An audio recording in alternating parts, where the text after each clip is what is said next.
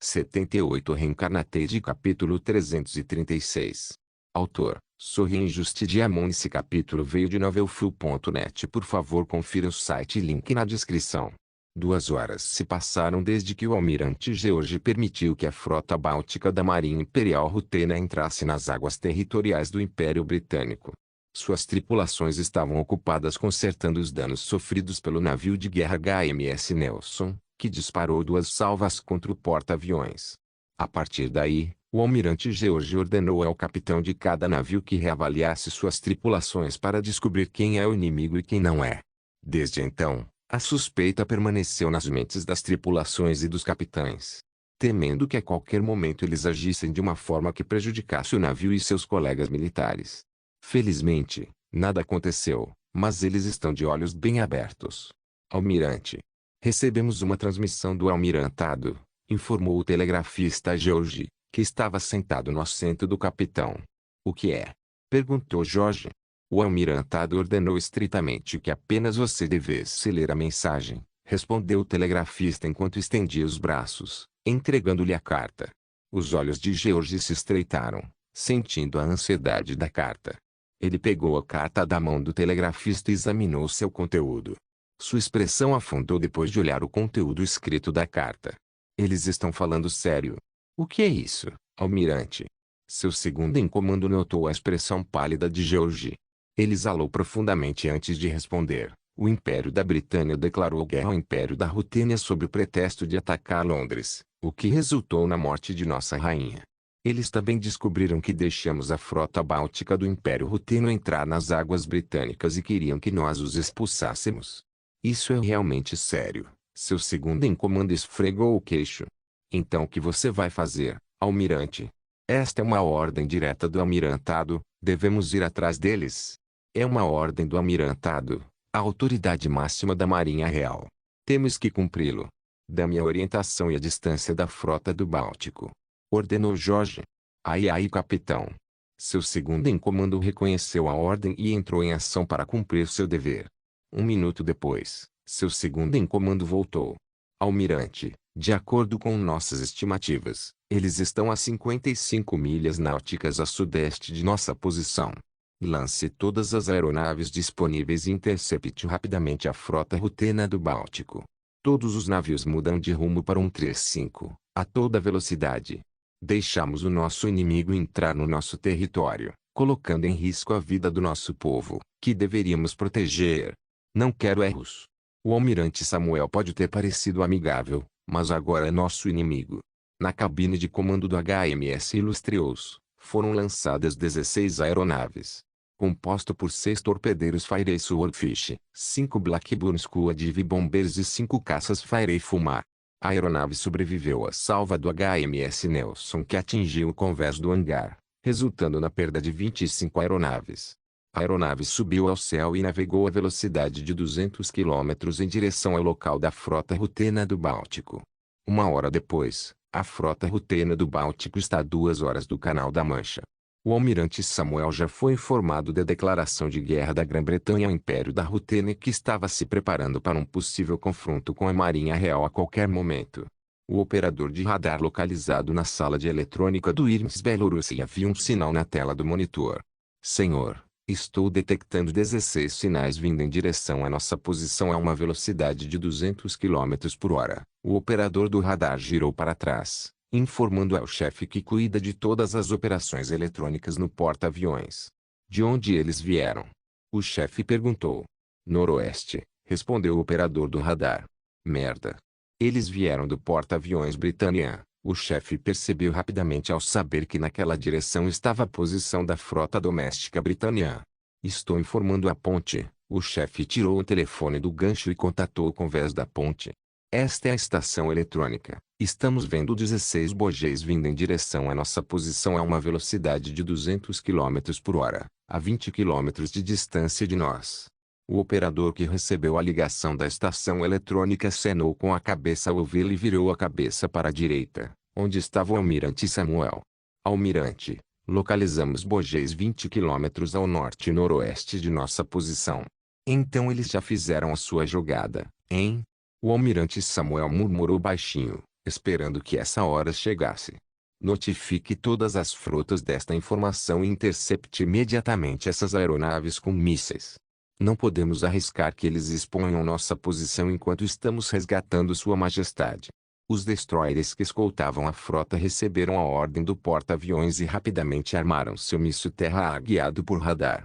Os operadores de mísseis esperaram que os bojeis entrassem no alcance do míssil de cerca de 10 quilômetros. Eles esperaram pacientemente até que todos estivessem ao alcance do míssil. Sem hesitar, todos apertaram o botão. Um brilhante clarão de luz iluminou o céu noturno enquanto todos os mísseis eram lançados de suas plataformas de lançamento.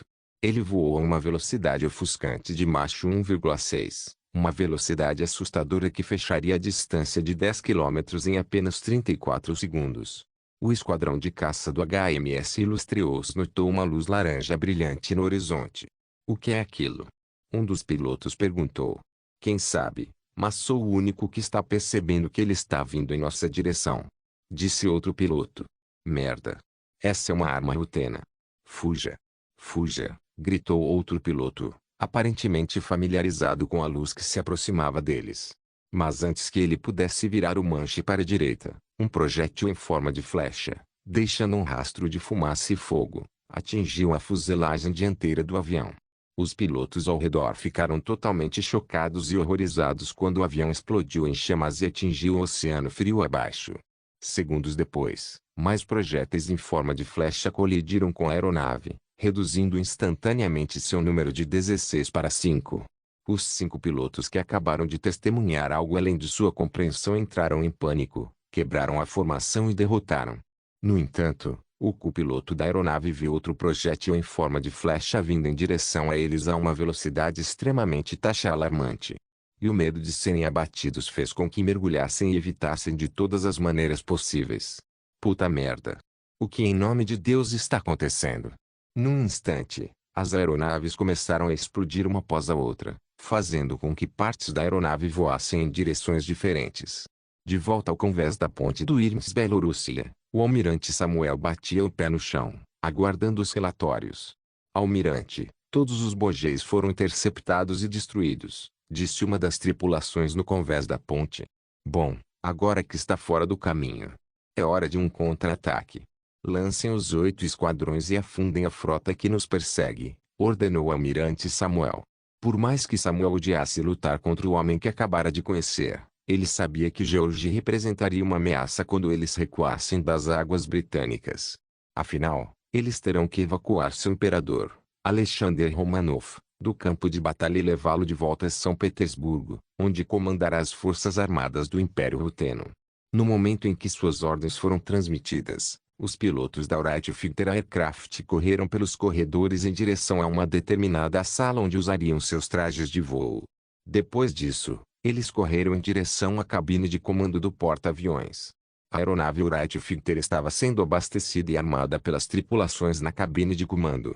Eles embarcaram na aeronave e realizaram rápidas verificações pré-voo nos sistemas. Depois de tudo verificado, os caças Wright começaram a decolar da cabine de comando, um por um, com a missão de afundar a frota doméstica da Britânia que os perseguia. Reincarnated capítulo 337. A 30 mil pés de altura, 8 aeronaves de caça Wright voavam em formação, rumo à posição da frota doméstica britânica em velocidade de cruzeiro. O som estrondoso do motor a jato assobiava no tranquilo céu noturno. Aqui é Viper 01, líder deste esquadrão, entrando em contato com todos os indicativos de chamada. Eu sei que não fomos informados sobre esta missão em particular e apenas recebemos a orientação e a distância da frota doméstica britânica. Ainda será um passeio no parque para nós, já que os navios de guerra britânicos não conseguem chegar bem à noite. Embora tenham radares, seus sistemas antiaéreos não conseguem acompanhar nossa velocidade. No entanto, não baixe a guarda, pois o calibre das baterias antiaéreas pode rasgar nossa fuselagem, fazendo você cair no oceano. Copie esse chefe. Disseram todos os pilotos, que ouviam atentamente o líder do esquadrão. Há alguma pergunta? O líder do esquadrão perguntou a eles. Então, uma vez que fizermos contato com os navios de guerra britânicos, qual é a regra de combate? Um dos pilotos perguntou. Nossas regras de engajamento são simples. Escolha o seu alvo e afunde-o, respondeu o líder do esquadrão com simplicidade. Isso vai ser muito divertido. Outro piloto acrescentou. Tenho certeza de que nossos navios ficariam chateados por não terem tanta ação quanto nós. Você está certo, especialmente nossos navios de guerra ou cruzadores de batalha. Tipo, qual é o sentido de sua existência? Quanto mais trabalho na marinha, mais percebo que não precisamos de navios de guerra. Há um ditado na velha doutrina que diz que quem tem as maiores armas no mar controla o mundo. Mas acho que a frase certa seria: quem controla os céus, controla o mar, citou o piloto. Os navios de guerra não têm mais lugar na guerra naval. Em breve, será substituído por porta-aviões. Uma nação com o maior número de porta-aviões controla o mar, citou outro piloto. Tudo bem, feche a boca enquanto estamos nos aproximando dos navios de guerra britânicos, anunciou o líder do esquadrão e continuou. Lembre-se, a frota doméstica britânica é composta por 4 navios de guerra, um cruzador pesado, 2 porta-aviões, 2 cruzadores leves e um contratorpedeiro. 4 navios de guerra. Um dos pilotos falou. Eu pensei que havia 5 navios de guerra. Você estava realmente cochilando quando a notícia circulou, suspirou o líder do esquadrão. Escute, um de seus navios de guerra se rebelou e disparou contra seu próprio navio, especificamente o HMS Illustrious. Você deve estar se perguntando por que havia apenas 16 aeronaves tentando atacar nossa frota. Isso porque o restante provavelmente foi danificado pela salva, explicou o líder do esquadrão. Espere, líder do esquadrão. Você disse 2 porta-aviões, certo? Então o que aconteceu com outra operadora? O piloto perguntou. O líder do esquadrão cantarolou enquanto pensava. Na verdade, havia 2 porta-aviões. Então, por que os britânicos lançaram apenas 16 aeronaves? Deveria ser muito mais do que isso. Um erro. Não, isso é impossível. A Marinha Real é uma das melhores forças marítimas do mundo. Eles sabiam usar seus navios de acordo com a situação. Então, se não o lançaram, a aeronave do segundo porta-aviões deve ter sido. Todos, mantenham os olhos abertos. Poderemos encontrar aeronaves britânicas a qualquer momento. Se você os vir, use todos os meios necessários e derrube-os. O líder do esquadrão instruiu. Alguma pergunta? Ao dizer isso, um dos pilotos percebeu algo em seu painel de navegação. Falando do diabo. Estou recebendo feedback do meu painel de navegação. Deve ser do porta-aviões Viper Zerone. Devemos prosseguir com o combate aos hostis. Um dos pilotos perguntou. Eu lhe disse antes, se você encontrar um, derrube-o com todos os meios necessários, repetiu o líder do esquadrão. Copie aquele Viper 01, Viper 05 rompendo a formação. O piloto do Viper 05 aumentou a velocidade de sua aeronave pressionando o acelerador. Ele acionou o braço mestre e puxou o gatilho que está no manche. O canhão rotativo de 20 mm do caça Wright explodiu com um flash, liberando um fluxo de luzes estroboscópicas na escuridão. As balas rasgaram a noite, deixando buracos chamuscados na aeronave britânica à frente deles. Alguns dos aviões britânicos foram atingidos pelos tiros e começaram a explodir como pipoca no micro-ondas, enquanto os outros conseguiram evitá-los inclinando-se para a esquerda ou para a direita. Se possível, não use mísseis. Guarde para os navios, aconselhou o líder do esquadrão. E assim todos os caças Wright lutaram contra os aviões britânicos com canhões de 20 mm, tornando isso justo para os britânicos, pois eles ainda não possuem mísseis. No entanto, as aeronaves britânicas estavam em desvantagem. A aeronave Wright Fighter é mais rápida e ágil graças à sua manobrabilidade. As aeronaves britânicas eram mais lentas e rígidas. Mesmo que queiram disparar contra o caça Ruteno, eles simplesmente não conseguem, pois não conseguem nem alinhar a mira. Não só isso, os aspectos psicológicos da batalha estão em jogo aqui. O rugido do motor, semelhante ao de um trovão, e o assobio dele ao cercá-los instilaram medo nos pilotos. O facto de o seu número estar a diminuir lentamente enquanto ainda localizam os caças rutenos é uma constatação aterradora de que os rutenos estão mais avançados quando se trata de aviação naval. Algo que o Império Britânico está tentando alcançar. É injusta com eles. É como se eles estivessem lutando contra alienígenas. Então, sabendo que eventualmente morreriam, por mais que tentassem, os pilotos desistiram e simplesmente puxaram o gatilho de seus canhões, atirando contra o desconhecido e esperando que um dos tiros atingisse a aeronave rutena. Mas depois de 100 a 200 tiros, a única coisa que atingiu foi o ar. Merda! O piloto britânico praguejou frustrado. Mostrem-se, seus covardes! Gritando a plenos pulmões, ele percebeu que o ar ao seu redor mudou quando uma das aeronaves rutenas voou perigosamente perto entre ele e outra aeronave britânica. O som do motor que passava zunindo rasgou seus tímpanos, fazendo o sangue escorrer de seus ouvidos. Essa desorientação momentânea os levou a perder o controle da aeronave e mergulhar de nariz. Eles levaram 10 segundos para recuperar os sentidos. Eles puxaram o mango para cima, subindo no ar, apenas para serem transformados em queijo suíço quando outra rajada de tiros foi disparada do caça ruteno. Aqui é o Viper 07, todas as aeronaves neutralizadas. Repito, todas as aeronaves neutralizadas. Copie aquele Viper 07. Este é o Viper 01, relatórios de status. Estamos bem e claros, prontos para lutar mais se necessário, disse um dos pilotos com uma risada.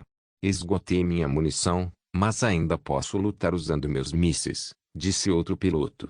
Tudo bem, interceptamos 25 aeronaves e parece que são todas. Pois não vejo ninguém chegando, disse o líder do esquadrão.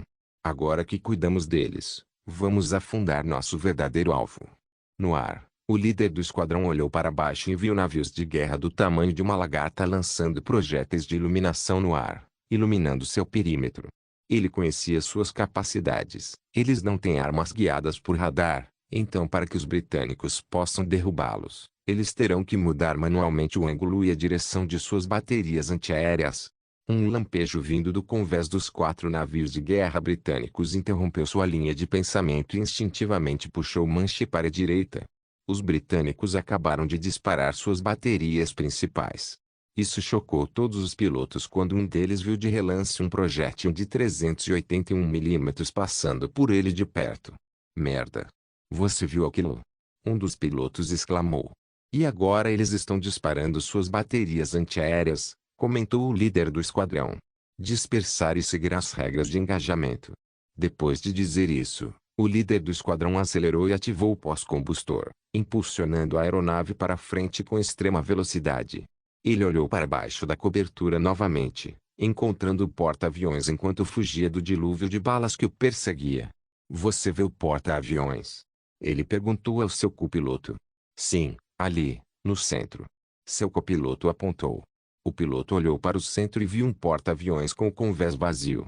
Estava saindo fumaça lateralmente, ou seja, devia ser o porta-aviões que foi alvejado pelo navio de guerra desonesto. Estamos afundando aquele porta-aviões, espere. O líder do esquadrão fez outro círculo ao redor da frota e preparou seu míssil antinavio. Enquanto isso, à medida que o ataque continuava no ar, o almirante George era inundado com relatórios sustentados pela frota. Este é o HMS Queen Elizabeth. Nosso casco foi quebrado, recebendo fogo pesado de aeronaves hostis. Este é o HMS Odd, uma de nossas torres foi desativada. Ouvindo uma série de más notícias, o almirante George simplesmente ficou sentado na cadeira de capitão enquanto suas tripulações no convés da ponte trabalhavam ao máximo. Não há como vencermos isso. George murmurou. Esta é uma guerra totalmente diferente. Não podemos nem usar nenhuma das táticas. Nossa doutrina é inútil. Ele murmurou sem parar até que uma enorme explosão sacudiu o navio, inclinando-o 10 graus para a direita. Isso é um erro. George pronunciou e viu a silhueta da aeronave rutena se aproximando. Sob suas asas, um projétil em forma de flecha foi lançado e voou em direção a ele. Ele fechou os olhos, aceitando seu destino, e antes mesmo que percebesse, a ilha do HMS Illustrious foi engolida pelas chamas. Reencarnated capítulo 338. Almirante. A frota inimiga foi neutralizada, anunciou seu segundo em comando. Samuel simplesmente olhou pela janela, contemplando. A notícia o deixou um pouco triste, pois seu colega almirante acabou de morrer em uma guerra que eles nem sabiam que existia. Ele está começando a imaginar se eles estivessem recebendo o Wright Fighter Aircraft atirando mísseis contra eles e suas tripulações de artilheiros tentassem desesperadamente derrubá-lo antes mesmo de chegar ao navio. A batalha naval no Canal da Mancha foi uma vitória completa para o Império Rutênia, dizimando a frota doméstica do Império Britânico. Almirante, Você está bem? Você parece um pouco pálido aí. Seu segundo em comando perguntou cuidadosamente, espiando seu rosto e se perguntando por que ele estava fazendo aquela cara. Não é nada. Vamos pegar nosso imperador e sair daqui. O almirante Samuel disse enquanto começava a andar pelo convés da ponte. Mas almirante, também recebemos uma ordem do comando de operações. Eles estão ordenando que nós, juntamente com a frota do norte, conduzamos um bloqueio naval ao redor do Império Britânico. O almirante Samuel parou e olhou por cima do ombro com uma sobrancelha levantada. Eles pediram isso? Sim, almirante. Um minuto atrás, Samuel estalou a língua suavemente. O Império da Rutênia leva realmente a sério a intenção de entrar em guerra com o Império da Britânia. Embora os britânicos tenham sido os primeiros a declarar a guerra contra eles. Ele estava ciente da operação de realização de um bloqueio naval contra o Império Britânico. Afinal, ele era um dos almirantes que o executaria caso fosse necessário. No entanto, há uma falha na operação. O plano foi concebido para derrotar o Império Britânico, não toda a Europa. Para conduzir um bloqueio naval ao redor do Império Britânico, eles terão que lidar com uma das maiores forças navais do mundo. A Marinha Alemã. Eles são tão poderosos quanto o Império Britânico, e alguns de seus navios são muito mais avançados que os britânicos. Portanto, a Marinha Imperial Rutena deve exterminar a frota naval da Alemanha para conduzir a referida operação. Todos esses pensamentos estão fazendo a cabeça de Samuel girar. Será demais para a Marinha Imperial Rutena. Mas um país deles está em jogo aqui. O mundo uniu-se como no passado para derrotar um homem, Napoleão. Agora era Alexandre. O homem que trouxe prosperidade ao Império Rutênia. Não há como permitir tal invasão à sua terra natal, nem deixá-los prejudicar a família real. Ok, discutiremos o bloqueio naval mais tarde, mas primeiro temos que chegar ao imperador. Sua Majestade precisa sair daqui, disse Samuel. Sim, almirante. Esperamos que o destruidor de classe Burnie carregando Sua Majestade chegue em 15 minutos. 15 minutos? Isso é muito tempo. Envie-lhes um helicóptero e tire-os de lá junto com seu conselheiro de segurança nacional, ordenou Samuel. Sim, almirante.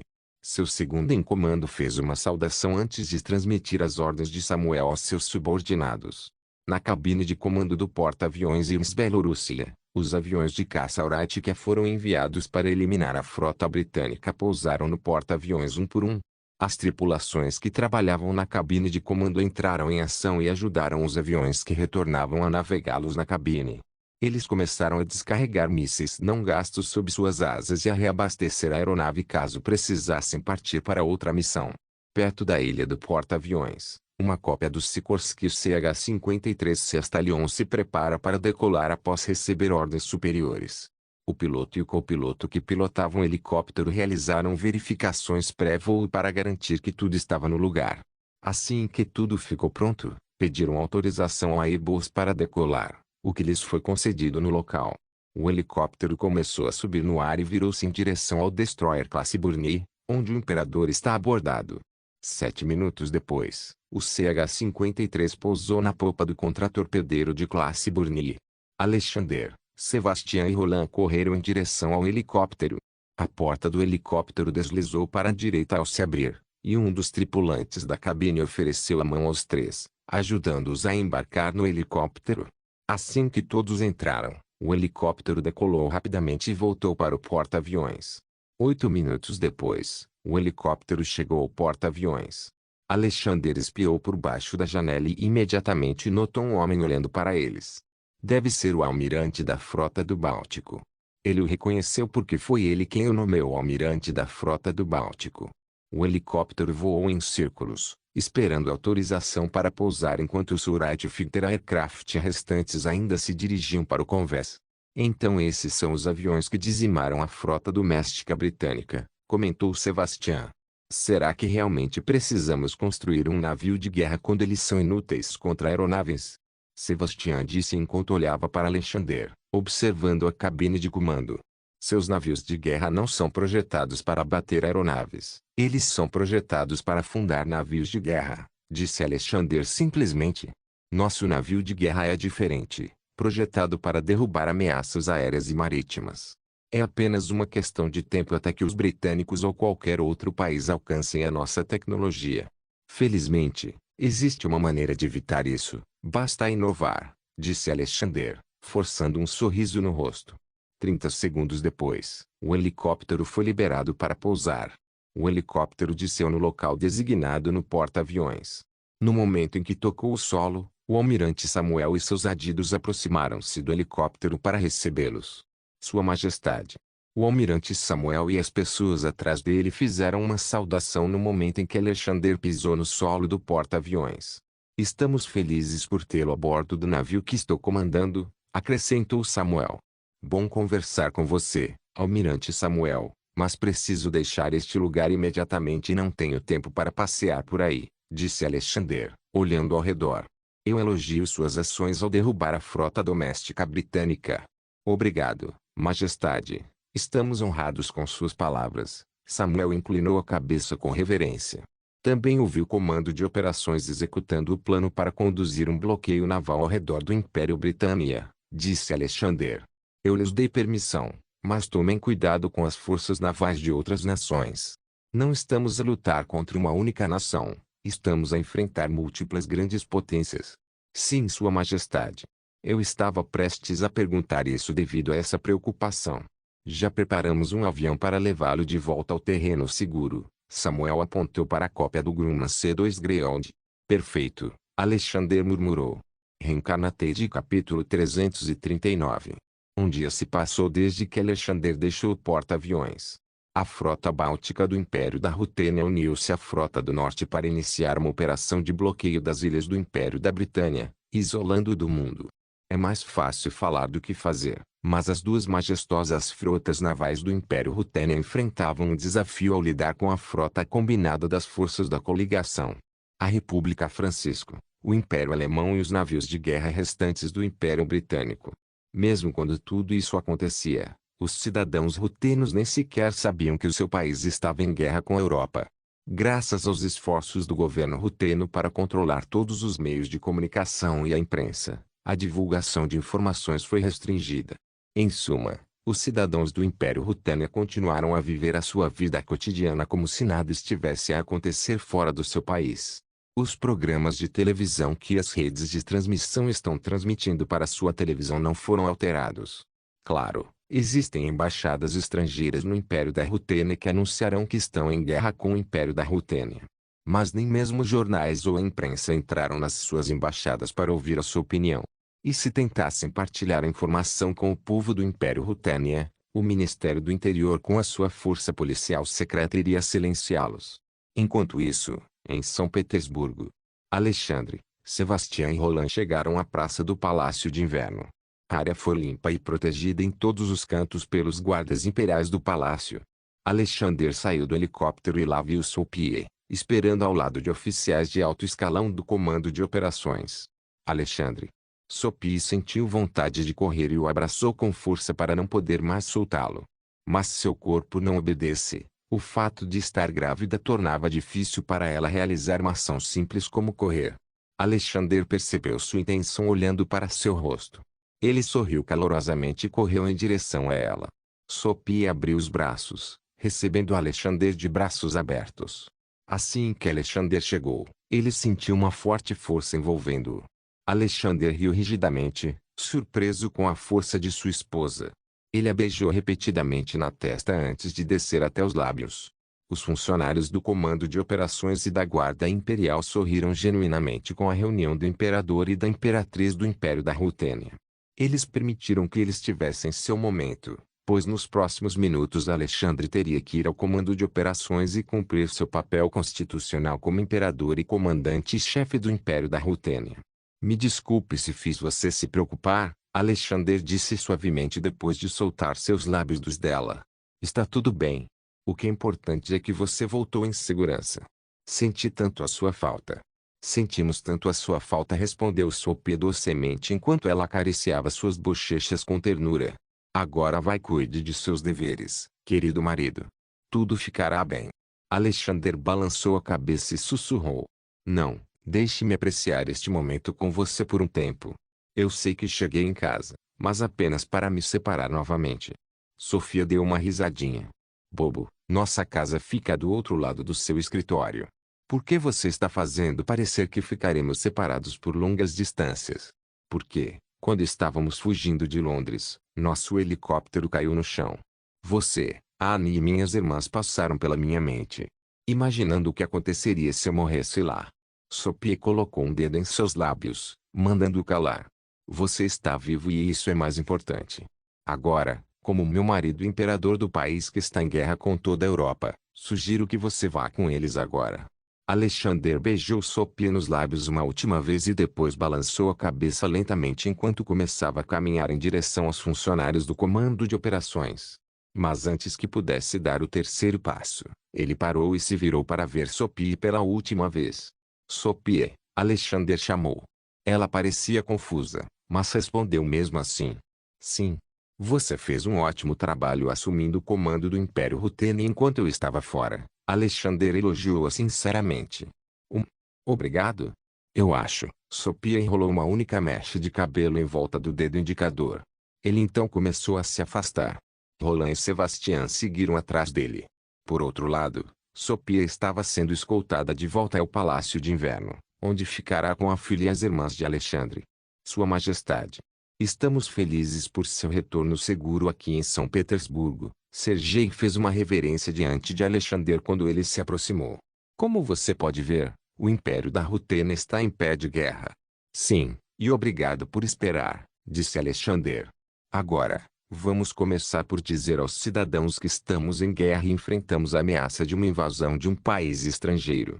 Sergei ergueu a cabeça. É uma ótima ideia, Majestade. Quanto mais escondemos a verdade das pessoas, maiores serão as consequências. Você quer que eu agende uma entrevista coletiva, Majestade? Sebastian perguntou. Por favor, faça isso, Sebastian. Alexander concordou e começou a entrar no edifício do Estado-Maior. Depois de entrar no prédio, Roland falou. Vossa Majestade, é hora de eu partir. Por quê? Sebastian perguntou curioso. Não é da sua conta, Sebastian. É uma missão que Sua Majestade pessoalmente me pediu para cumprir. Como conselheiro de segurança nacional, acho que sou um oficial igualmente importante no Império Rutênia. Tenho certeza de que Sua Majestade não se importaria. Sebastian olhou brevemente para Alexander. Não, Sebastian. Roland está certo. Ele não precisa compartilhar os detalhes da missão com você, pois trabalha sob minhas ordens, disse Alexander, levando Roland a prosseguir com um aceno de cabeça. Que tipo de trabalho é esse, Majestade? Sebastian se perguntou. Gotas de suor começaram a se formar em sua testa enquanto ele temia que Alexander tivesse visto através dele. Um tipo de trabalho que eliminará a mão negra, eu acho, Alexander disse levianamente enquanto observavam a figura de Roland desaparecer à distância. Mão negra, hein? Sebastian murmurou. Ele não sabe se isso é uma coisa boa. Ele não era um afiliado próximo da Mão Negra. Portanto, nada será usado contra ele se Roland encontrar ou localizar um oficial de alto escalão na Mão Negra. Eu entendo Vossa Majestade se for para exterminar a organização que perturba a paz mundial. Vamos. Alexander voltou a andar. Reencarnate capítulo 340. As portas do elevador deslizaram para os lados quando se abriram. Alexander, junto com oficiais de alto escalão, caminharam pelo corredor e foram até o cérebro da operação, o comando de operações. Os funcionários presentes no comando de operações ficaram surpresos e pararam momentaneamente o que estavam fazendo. Desde que o comando de operações convocou uma reunião de emergência para lidar com a ameaça do Império Britânico e do resto da Europa, foi a rainha quem assumiu o comando. Agora, era Alexandre. A sensação de tranquilidade tomou conta deles. Suspirando, finalmente, seu imperador retornou e assumirá o comando do país em guerra. Vossa Majestade. Os militares fizeram uma saudação enquanto os civis inclinaram a cabeça. Como vocês estavam? Alexander acenou com a mão, convidando-os a se sentarem. Qual é a situação? Cada uma de nossas bases está em alerta. A Força Aérea estará voando em 5 minutos e, se o momento chegar, podemos mobilizar todos os nossos distritos militares ocidentais para conter uma invasão do Império Alemão e do Império Austriano, relatou Alexei. Enquanto apontava para a tela LCD mostrando uma animação da mobilização do Exército Imperial Ruteno e da Força Aérea. Bom, conte-me sobre o movimento do Império Alemão e do Império Austriano. Alexander sentou-se, apoiando o queixo com as mãos. A imagem mostrada na tela LCD mudou. Eram imagens aéreas capturadas por suas aeronaves de reconhecimento. Como você pode ver aqui, Vossa Majestade, o Império Alemão e o Império Austriano estão mobilizando suas forças blindadas, mecanizadas e de infantaria em torno de Varsóvia. Parecia que eles estavam de olho naquela cidade. E sem nenhuma forma de defendê-la, a cidade cairá em poucas horas. O que você quer dizer com não pode defender Varsóvia? Alexander fixou seu olhar em Alexei. Vossa Majestade, nossa força militar mais próxima está a 200 quilômetros de distância. Eles capturarão a cidade antes mesmo de nossas forças chegarem, explicou Alexei. Então você está sugerindo que vamos ignorá-los? Aceitá-los como uma perda? As pessoas que vivem lá não têm ideia de que estão em guerra com os seus vizinhos porque mantivemos a informação fora do público. Isso vai explodir na minha cara. Faça a todos os meios necessários para proteger Varsóvia. Podemos despachar a 5ª Força Aérea, sugeriu Alexei. A 5ª Força Aérea é uma força aérea numerada do Império da Rutênia com sede em Kiev, composta por 800 aeronaves compostas por aviões de combate, aviões de ataque, aviões de reabastecimento aéreo, aviões de reconhecimento, aviões de transporte militar, sistemas de radar sofisticados e muito mais. A sua principal responsabilidade é proteger a frente ocidental do Império Rutênia. Envie-os, Alexander ordenou e Alexei assentiu obedientemente. O olhar de Alexander foi para a tela LCD exibindo uma imagem de soldados, tanques e veículos da Alemanha. Ele exibiu a imagem por cerca de 2 minutos antes de entregar uma nova imagem mostrando o mapa da Europa. O Império da Rutênia está marcado em vermelho, enquanto as forças da coalizão estão marcadas em azul. Honestamente falando, o Império da Rutênia está em desvantagem. Mesmo que tenham ao seu lado equipamentos militares modernos, sua quantidade é baixa. A razão é que alguns equipamentos militares ainda não são produzidos em massa. A Imperial Dynamics Systems, principal fornecedora de armas para o Império Rutênia, sua empresa, estava em processo de construção de novas fábricas para acomodar as enormes demandas. Além do mais, a maior parte dos materiais utilizados para construir o equipamento militar veio do exterior, especificamente da América do Sul, Sudeste Asiático e África.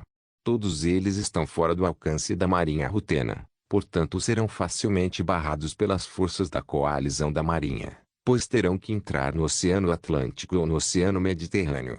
A falta de bases estrangeiras para proteger a rota marítima de materiais valiosos é uma das principais falhas da defesa nacional do Império Rutênia. Quando a guerra terminar, ele concentrará a sua política externa na aquisição de territórios fora da Europa e da Ásia.